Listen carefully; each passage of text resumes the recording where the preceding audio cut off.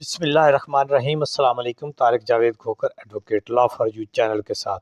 Channel को subscribe कर लें, लाइक शेयर कमेंट्स करें और अपनी राय का इजहार भी करें। तो इस वीडियो में हम बात करेंगे ट्रंप के 11 नुकात के ऊपर कि एक 11 नुकात पर मबनी जो है वो रोड मैप दिया है उन्होंने। और दूसरा, उससे पहले थोड़ी सी हम बात कर लेते हैं। आज पीटीआई का अहम तरीन जलसा है सवाबी में, जिसमें पूरे पाकिस्तान से काफ़िले जो हैं वो रवा दवा हो चुके हैं। लेकिन उससे भी पहले आज 9 नवंबर एक अहम तरीन दिन के हवाले से बात करते हैं। इल्लामा इकबाल का, जो शायर मशरक़, जो पाकिस्तान का तसव्वुर जिन्होंने पेश किया और एक इस्लामी रियासत की बुनियाद जो है उनमें अहम किरदार अदा किया, तो उनको अल्लाह पाक जवार रहमत में जगह अता फरमाए। तो उनकी बहुत ही बड़ी खिदमात हैं। और आज, लेकिन आज 75 साल बाद भी जो बदकिस्मत मुल्क है ये आज भी उनके जो ख्वाबों की ताबीर है उसके पीछे भटक रहे हैं ये अवाम। इसके जो रियासत का ख्वाब उन्होंने देखा था, जो खुदी का दर्स उन्होंने दिया था, वो आज भी मेरा ख़्याल है कि पाकिस्तान के अवाम उसकी तलाश में है। लेकिन बदकिस्मती से वो अभी तक तो हासिल करने में नाकाम रहे हैं। देखते हैं इस उम्मीद के साथ कि अल्लाह पाक कब उनके ख्वाब की ताबीर जो है वो मुकम्मल फरमाते हैं। तो उसके बाद एक अफसोसनाक ख़बर कि रियासत जो है उसके जो, अगर आप रेट ऑफ गवर्नमेंट की बात करें तो मेरा ख़्याल है कि वो जो जराइम पेशा लोग हैं उनकी हद तक ख़त्म है, खा वो कच्चे के जराइम पेशा लोग हों या वो पक्के के जराइम पेशा लोग हों। तो एक शाहिद लोंड जो एक कच्चे का जिसका तारफ़ एक डाकू का था, लेकिन उसकी एक अपनी कई वीडियोस यूट्यूब चैनल भी बनाया उसने, उसके ऊपर भी काफ़ी फॉलोइंग उसकी हुई। और फिर उसने सरकारी इदारों को भी लाइव कॉलें की और उसने अपना रोना रोया कि किस तरह से ख़ानदानी दुश्मनियों और मसाइल का शिकार है वह ख़ुद। लेकिन उसको ऊपर बड़ी एलिगेशंस थी। अब यहाँ पर किसी भी चीज़ के ऊपर यकीन करना जो है वो इतना मुश्किल हो गया हुआ है कि गवर्नमेंट सरकारी सतह पर जब चीज़ों को मोड़ तरोड़ कर पेश करने लगे तो फिर जो है सच की तलाश बहुत मुश्किल हो जाती है। लेकिन उनके इलाके के कुछ सहाफ़ी लोगों ने भी जो एक बयानिया दिया है उसके मुताबिक वो एक पंचायत में अपने कज़न के हाथों कत्ल हुए हैं। लेकिन जो पंजाब पुलिस है जिसने कोई करोड़ों उसके सर की कीमत भी लगाई हुई थी, उसको वो अपना क्रेडिट ले रही है। अब क्या हक़ाइक़ क्या हैं ये तो अब जानना जो है अभी तक बाकी है। बहरहाल मावराए जो अदालत कत्ल, इसकी अगर क्रेडिट पुलिस लेती है तो मैं समझता हूँ कि ये कोई क्रेडिट नहीं है। और अगर वो किसी ख़ानदानी दुश्मनी की पेंट चढ़े हैं तो फिर भी ये हुकूमत और पंजाब गवर्नमेंट या बिलखसूस जो पंजाब पुलिस है उसके एंड पे ये एक सख्त नाकामी है। तो देखते हैं जी इसमें मज़ीद क्या डेवलपमेंट्स होती हैं। तो पीटीआई के जलसे को लेकर के देख लें कि जिस तरह से कराची से हमने देखा, फुटेजेस देखी, जिस तरह वहाँ से हलीम आदिल शेख का काफ़िला जब निकला तो एक फस्तायत पर मबनी हुकूमत ने वहाँ पर जो तशद्दुद किया, प्रोटेस्टर नहीं बल्कि वो एक जो है वो पुरअमन जुलूस की शक्ल में वहाँ से निकल रहे थे।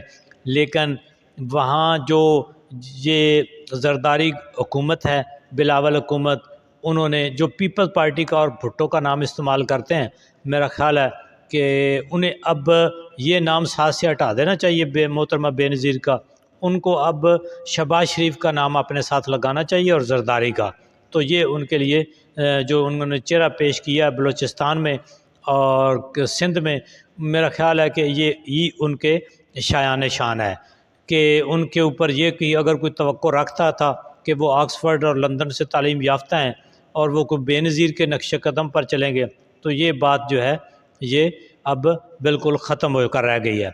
تو ثوابی جلسہ پنجاب کے اندر سے قافلے نکل رہے ہیں، اس کے اوپر آہستہ آہستہ اپڈیٹس آ رہی ہیں، یہ ہم آپ کو جو ہے وہ اپڈیٹ کرتے رہیں گے۔ اور یہاں پر اہم ترین بات یہ ہے کہ یہاں پی ٹی آئی اپنا آگے کا لاہ عمل جو ہے وہ اناؤنس کرنے جا رہی ہے، تو انتظار رہے گا کہ وہ اگلا لاہ عمل کیا ہوتا ہے۔ عمران خان صاحب کا اسپیشل اس کے اوپر ٹویٹ بھی آیا ہے کہ ہر بندہ، ہر ایم پی اے اس میں شرکت کرے اور تمام لوگ اس کے اندر شرکت کریں۔ سیکرٹری جنرل سلمان راجہ صاحب کے بھی اس میں اہم بیان آیا ہے اور انہوں نے اناؤنس کیا ہے کہ اب جو لوگ پیچھے بیٹھے رہیں گے وہ جو ہے وہ اس ملک کی آئین کی بحالی اور جمہوریت کی بحالی میں ان کا کوئی کردار نہیں ہوگا۔ تو ابھی آتے ہیں جو ٹرمپ نے 11 نکات پیش کیے ہیں، اگرچہ وہ اپنی حکومت سنبھالتے ابھی ان کو کم از کم 2 سے 3 منتھ لگیں گے، لیکن چونکہ وہاں ایک زبردست ڈیموکریٹک حکومت ہوتی ہے اور سسٹم ہے ان کا، اور اس کے اندر جو ہے وہ ٹرانزیشن آف پاور کی ان کو کوئی ایسی خطرہ نہیں ہوتا کہ وہ ٹرانزیشن نہیں ہوگی۔ لیکن میں سمجھتا ہوں کہ جس ڈیپ اسٹیٹ کو انہوں نے چیلنج کیا ہے، یعنی اگر دیکھا جائے تو میں سمجھتا ہوں کہ ان کا سب سے اہم اور خطرناک جو ان کے 11 نکات میں سے چیز ہے، سارے تو 1 بائی 1 تو نہیں، لیکن میں ان کا لب لباب آپ کو بتا دیتا ہوں کہ انہوں نے سب سے پہلے جو ان کا ایک ہے جو خطرناک بیان میں سمجھتا ہوں ان کی خطرناک پوائنٹ ہے، وہ ہے کہ انہوں نے ڈیپ سٹیٹ کے خاتمے کا اعلان کیا ہے۔ ڈیپ سٹیٹ کیا ہے کہ چند لوگ کمروں میں بیٹھ کر جن کا ذاتی انٹرسٹ ہوتا ہے، جن کا مالی انٹرسٹ ہوتا ہے، وہ چند لوگ بیٹھ کر کمروں میں ملک کا جو ہے وہ ایک فیصلہ کر دیتے ہیں کہ کیسے جنگ ہوگی، کہاں جنگ ہوگی، اس جنگ کو کر دو، اس کو روک دو۔ تو یہ ایک ان کا بہت بڑا چیلنج ہے۔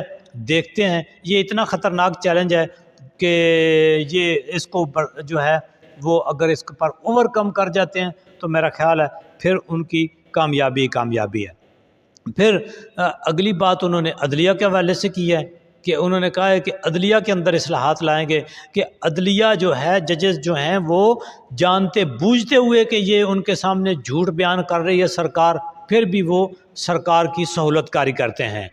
پھر انہوں نے کہا کہ ہم جو سیکیورٹی ایجنسیز ہیں ان کے اندر بیٹھے ہوئے لوگ جو ہیں، جو لوگوں کے بارے میں غلط انفارمیشن جو ہیں یا فیبریکیٹڈ انفارمیشن کی بنیاد کے اوپر کارروائیاں کرتے ہیں، ان کو انہوں نے کہا ہے ہم روکیں گے۔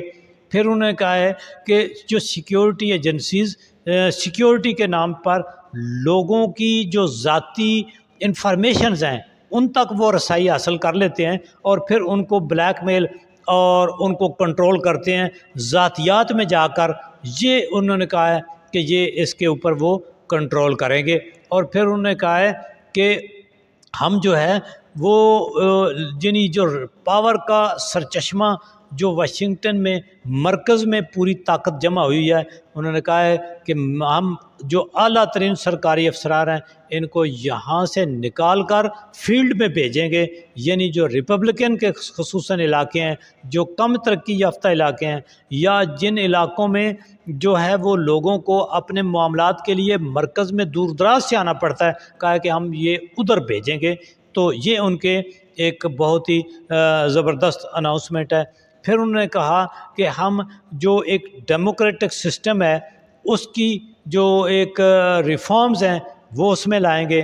پھر انہوں نے کہا ہے، اب دیکھیں نا، یہ سارے ایسے مسائل ہیں، جب ان کے 11 نکات کو ہم دیکھتے ہیں تو یہ تو ہم سمجھتے ہیں کہ یہ وہی نکات ہیں، یہ وہی لب لباب ہے جو عمران خان جو ہیں جو باتیں کرتے آ رہے ہیں، جو ریاست کے مسائل پاکستان کو ہیں، یعنی وہ ٹرمپ جو ہیں وہ بھی اس نتیجے پر پہنچے ہیں کہ وہ کہتے ہیں کہ وہ کہتے ہیں کہ 2020 میں نے جو ایک حکم نامہ جاری کیا تھا میں اس کو بحال کروں گا، کیونکہ اس میں انہوں نے ریاست کے اندر، آپ یہ سمجھیں کہ ریاست پیدا کرنے والی جو طاقتور جو ادارے ہیں ان کو انہوں نے کنٹرول کرا تھا. پھر انہوں نے کہا آئی جیز کو، جس طرح ہمارے آئی جی پولیس ہوتے ہیں، ان کو انہوں نے کہا کہ میں ان کو بااختیار کروں گا. جس طرح عمران خان اپنے پہلے دور حکومت میں بھی کہتے ہیں کہ پولیس کو بااختیار کروں گا، انڈیپینڈنٹ کروں گا، تاکہ پولیس جو ہے وہ دوسرے لوگوں اور سیاستدانوں اور دوسرے جس طرح کہ اگر دیکھا جائے تو ہماری پولیس جو ہے وہ کہیں اور سے کنٹرول ہوتی ہے.